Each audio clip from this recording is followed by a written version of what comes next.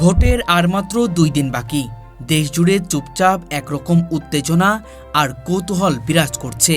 ত্রয়োদশ জাতীয় সংসদ নির্বাচনের দ্বারপ্রান্তে দাঁড়িয়ে আজ বাংলাদেশের রাজনীতিতে একটি প্রশ্নই সবচেয়ে বেশি উচ্চারিত হচ্ছে। আগামী বৃহস্পতিবার ভোটের রায়ের পর কে হতে চলেছেন বাংলাদেশের প্রধানমন্ত্রী? বিএনপির চেয়ারম্যান তারেক রহমান নাকি জামায়াত ইসলামের আমির ডাক্তার শফিকুর রহমান? এই প্রশ্নের উত্তর জানার অপেক্ষায় এখন পুরো জাতি। নির্বাচনের ঠিক আগের এই মুহূর্তে দেশের রাজনৈতিক মাঠ যেন দুই ভিন্ন ধারার নেতৃত্বকে সামনে এনে দাঁড় করিয়েছে। একদিকে রয়েছে রাষ্ট্র ক্ষমতায় অভিজ্ঞ, বৃহত্তর, গণভিত্তিক সম্পন্ন বিএনপি এবং তাদের শীর্ষ নেতৃত্ব থাকা তারেক রহমান। অন্যদিকে রয়েছে আদর্শিক রাজনীতিধারার জামায়াত ইসলামী, যার নেতৃত্বে ডাক্তার শফিকুর রহমান ইসলামী মূল্যবোধ ভিত্তিক রাষ্ট্রচিন্তার বার্তা নিয়ে মাঠে সক্রিয়। ভোটের ফলাফল যাই হোক, এই দুই নেতার একজনকে ঘিরেই আবর্তিত হচ্ছে আগামী দিনের রাষ্ট্র ক্ষমতার আলোচনা। বিএনপির ক্ষেত্রে বাস্তবতা অনেকটা স্পষ্ট।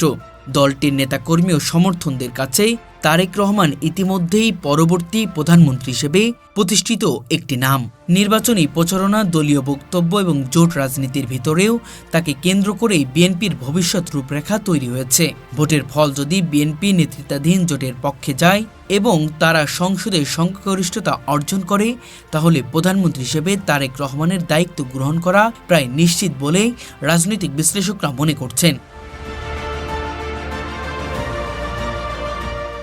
অন্যদিকে জামায়াত ইসলামের আমির ডাক্তার শফিকুর রহমানের নাম উঠে আসছে ভিন্ন এক প্রেক্ষাপটে।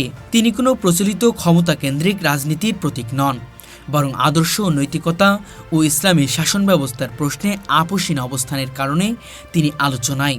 যদি নির্বাচন পরবর্তী বাস্তবতায় জামায়াত ইসলামীর একটি শক্তিশালী নির্ধারক ভূমিকার অবতীর্ণ হয় এবং জোট সরকার গঠনে তাদের ভূমিকা অপরিহার্য হয়ে ওঠে, তাহলে প্রধানমন্ত্রী পদে ডাক্তার শফিকুর রহমানের নাম আলোচনার টেবিলে আসার সম্ভাবনাও উড়িয়ে দেওয়া যাচ্ছে না।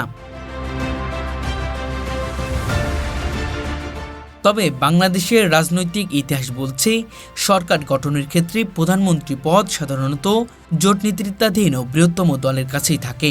সেই বাস্তবতায় আজকের দিনে দাঁড়িয়ে তারেক রহমানের সম্ভাবনায় তুলনামূলকভাবে এগিয়ে। তবুও নির্বাচন পূর্ব এই মুহূর্ত সব হিসাবই অস্থায়ী। একটি আসন কম বেশি, একটি জোট সিদ্ধান্ত সবকিছুই পাল্টে দিতে পারে ক্ষমতার সমীকরণ। এখন সব চোখ ব্যালট বাক্সের দিকে। রাজপথ নীরব, কিন্তু জনমনে প্রবল উত্তেজনা। বৃহস্পতিবার জোটের মাধ্যমে জনগণই ঠিক করে নেবেন দেশ কোন পথে যাবে, কোন নেতৃত্বের হাতে যাবে রাষ্ট্র ক্ষমতা, তারেক রহমান না ডাক্তার শফিকুর রহমান? এই প্রশ্নই চূড়ান্ত উত্তর আসবে খুব শীঘ্রই। অপেক্ষার প্রহর শেষ হতে আর মাত্র 2 দিন।